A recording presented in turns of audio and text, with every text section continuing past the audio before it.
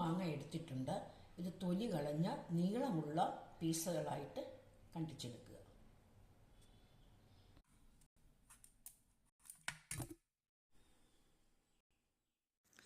രണ്ട് table spoon ശർക്കരപ്പൊടി, Kashmiri മുളക് പൊടി, ഉപ്പ്, ഇഞ്ചി പൊടിച്ചത്, ഇവയെല്ലാം ഇതിന് ചേർക്കേണ്ട ചേരുവകളാണ്.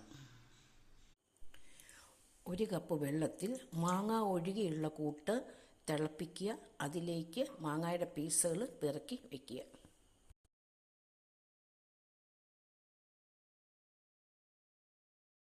ഇഞ്ചിയുടെ, മുളകിൻ്റെ, ശർക്കരയുടെ ഒക്കെ ഒരു നല്ല മണം വരുന്നുണ്ട്. ലോ ഫ്ലെയിമിൽ കുറച്ചു നേരം അങ്ങനെ കിടന്ന് അതൊന്നുകൂടി ഒന്ന് ഡ്രൈ ആയിക്കൊള്ളട്ടെ. മാങ്ങ ശർക്കര വെട്ടി റെഡി ആയിട്ടുണ്ട്. ഇത് ചെറിയ ചൂടോടെ കഴിക്കാൻ ഭയങ്കര ടേസ്റ്റാണ്. അല്പം കൂടി ശർക്കര ആഡ് ചെയ്യണമെന്ന് എനിക്കിപ്പോൾ തോന്നുന്നു. നിങ്ങൾ ചെയ്യുമ്പോൾ അല്പം കൂടി ശർക്കര കൂട്ടി ചെയ്ത് നോക്കുക. തീർച്ചയായിട്ടും ചെയ്യണം. വളരെ ടേസ്റ്റാണിത്.